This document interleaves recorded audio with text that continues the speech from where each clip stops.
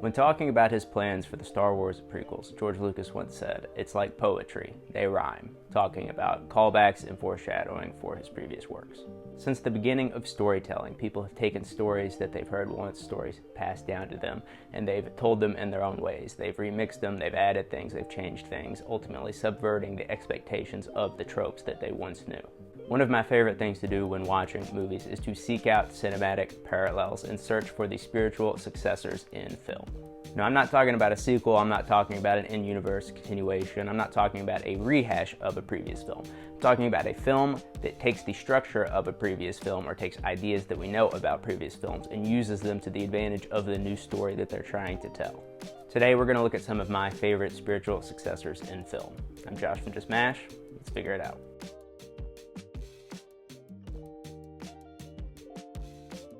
Our first example is Steven Spielberg's Jaws. One of the best examples of the movie monster, but not one that walks on two legs. It's the classic example of the beast beyond man. It's the beast that terrorizes the village and we have to go to their territory to figure out how to defeat them.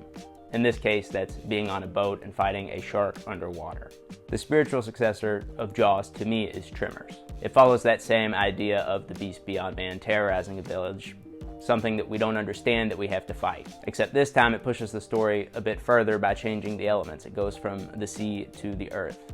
The monster that we don't know is attacking us from underground, and because of that, the stakes are raised because it's not limited to the sea. It can travel anywhere. More of the village is at stake in this film than there is at Jaws. There's a higher body count in this film than there is at Jaws. Because the stakes are elevated, it takes the pure concept of what Jaws does and transforms it into something different. This is the only example I have for a third successor, but 2022 Jordan Peele's Nope. Same concept, the beast beyond man, except in this film, it changes elements from water to the earth to the sky. It's a creature that we don't understand that's terrorizing the village, but instead of trying to figure out how to fight it, we're trying to understand it. And they do try to understand the beast in Jaws and Tremors, but it's a different sort of thing. This is more sort of understanding the complexities of it, not necessarily how do we fight it. I love all three of these films for their complexities and the unique things about them, but I also love how they take the same concept and they transform it. The Wicker Man is a story about a police sergeant that goes to an island to find a missing girl who the village claims never existed. There's a mystery that surrounds the island that is slowly unraveled through the film as we see the story through the eyes of the police sergeant as he sort of realizes that he's probably the last person to understand what's happening around him. Midsummer is a story about a grieving girl and her group of friends who go to a secluded community in the woods.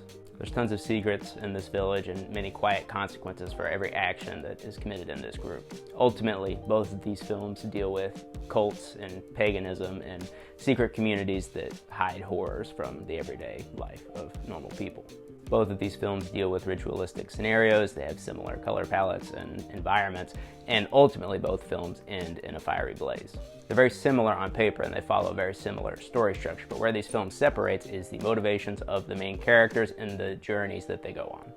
The Wicker Man is completely against the will of our main character. He's there with a mission, he's there for altruistic reasons, trying to find a missing girl, it's his job. But ultimately, the story takes him down a completely different path and he has no say in anything that happens. Midsummer is the opposite of that. Our protagonist is running from something. She's running from the grief of her life and the tragedy that has struck her previous to the events of the film. In doing so, she falls through the same sort of non-consensual events that the Wicker Man followed, but ultimately she goes on a spiritual journey that reclaims the agency that she's lost through the tragedy of her life. While both of these films do end in a fiery sacrifice, one is a sacrifice that is lost, the other one is a sacrifice where Florence Pugh's character gains something. Perhaps these are the two most similar films that I'm going to talk about today, but I think the pure motivations of the characters alone and the journeys that they go on are what separates them, and I love both of these films. Y Tu Mama Tambien is a film about the seemingly platonic friendship between two teenage boys and the lust that they have for an older woman that they encounter. Challengers is a film about the seemingly platonic friendship between two teenage boys and the athletic rivalry that separates them, while they also encounter their lust for a woman in a higher position than them. Both of these films are about love triangles, both of these films are about lust, both of these films are about testing the seemingly platonic love that is found in friendships between males. Both of these films are about growing up, they're about finding yourself and testing the connections that you have with other people.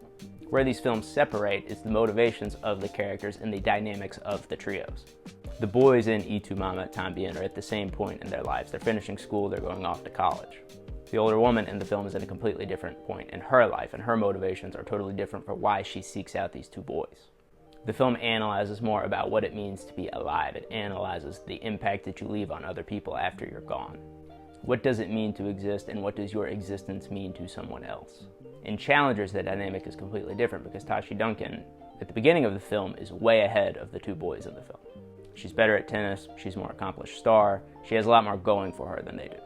Like in Y Tu Mama Tambien, the woman of the film holds the power of the dynamic of the trio sexually and in all of their dynamics. But as the film goes on, this dynamic unravels, and all three of the leads kind of end up on more of an equal playing field. Y Tu Mama Tambien feels like a more genuine interaction between the three, more of a, not wholesome, but more of a realistic portrayal of people that you care about. Challengers takes the mind games up a step further. These are three manipulative, horrible human beings that are constantly playing with the dynamic that they hold amongst each other. It's the end of friendships, it's the end of relationships, it's athletic competition, there's money on the line, there's fame on the line, and there's love on the line. Challengers has a more spiritually nasty aspect to the film, but one that is extremely interesting. And the kinetic aspect of the tennis scenes in the films just make the film that much more engaging. From Dusk Till Dawn starts as a classic on-the-run road trip movie about two criminals and their hostages. They end up hiding out at a bar overnight, which gets overtaken by vampires. The film changes structure halfway through, beginning as just a regular crime film, turning into a horror, supernatural, action comedy film. Sinners introduces us to the horrors of the film a bit earlier. Throughout the film, there's more of a horror connotation. The opening scene kind of introduces us to the horrors of the film, but the vampires are also introduced earlier in the film. But it's about two brothers who are involved in an illegal operation, going throughout the film until they open a bar, stay there overnight, and they're met with vampires. They realize the only way out is through, and that is to fight the vampires in the bar. It's a very similar layout to From Dusk Till Dawn with Sinners, but Sinners kind of takes that pure story structure idea and elevates it way further. Sinners takes the change in tone and structure of the movie, but uses that first half of it to really establish the characters, their dynamics, the world around them, to make you really care about the characters when the vampires get introduced. You have an affinity for Smoke and Stack and the people that surround them, so you really care when they have to fight the vampires. Whereas in From Dusk Till Dawn, the opening half of the film makes you detest the main characters, and then they kind of get you on their side when the vampires attack. It's very different approaches to the same sort of idea with different results. From Dusk Till Dawn also sort of disarms you from the severity of what's happening with comedy, whereas Sinners really wants you to tap into the emotional core of the characters more. Now, of course, the trailers for Sinners kind of spoil everything. I would be interested to see someone who had never seen the trailers for Sinners to go into it and see at what point they're surprised by the vampire aspect of it. Whereas From Dusk Till Dawn kind of maintains that surprise all the way through. Sinners also just has a horror tone more consistently throughout. It's paced more interestingly, I think, and ultimately just does a lot more for the story that it's trying to tell.